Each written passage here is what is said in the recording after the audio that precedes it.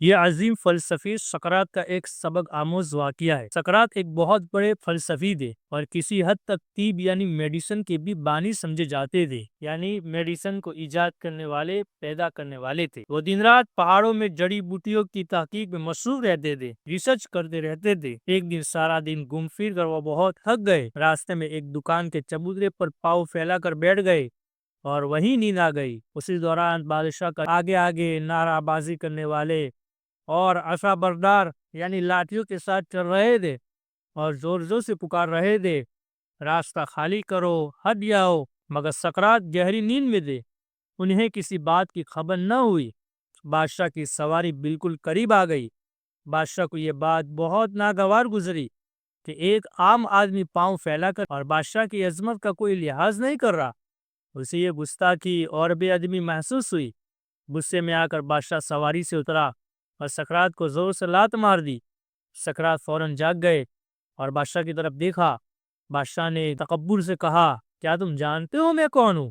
سقراط نے بڑے سکون اور وقار سے جواب دیا، جی ہاں، یہی تمہیں جاننے کی کوشش کر رہا ہوں کہ آپ کون ہیں۔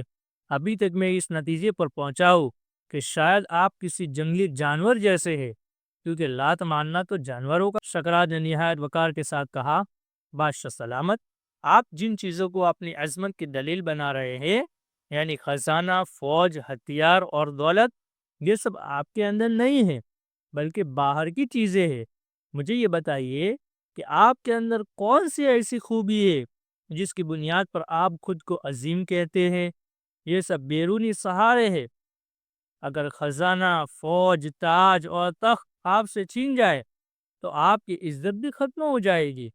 یہ کیسی صلاحیت ہے کہ انسان کے اندر کچھ نہ ہو اور وہ عارضی اور فانی چیزوں پر فخر کرے؟ اگر واقعی آپ میں کوئی صلاحیت ہے تو اپنی اندرونی صلاحیت دکھائیے جو ہمیشہ آپ کے ساتھ رہے گی۔ یہ سن کر بادشاہ حیران رہ گیا اور اس کے پاس کوئی جواب نہ تھا۔ سقراط نے کہا، آئیے ہم دونوں اپنے کپڑے اتار کر دریا میں کود جائے اور وہاں اپنی اپنی صلاحیتیں دکھائے، تب معلوم ہو جائے گا کہ اصل میں باصلاحیت کون ہے، آپ یا میں۔ گویا سقراط نے یہ سبق دیا کہ حقیقی صلاحیت وہ ہے جو انسان کے اندر ہوتی ہے۔ اگر انسان کے اندر کوئی خوبی نہ ہو اور وہ صرف دولت، حکومت، لباس یا عہدے پر فخر کرے، یہ سب چیزیں فنا ہونے والی ہے۔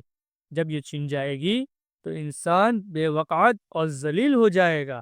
اس لیے میرے بھائیوں، اگر فخر کرنا ہے تو اپنے کردار، علم، عقل، دانائی اور اندرونی خوبیوں پر فخر کرو، کیونکہ یہی وہ صفات ہے جو ہمیشہ انسان کے ساتھ رہتی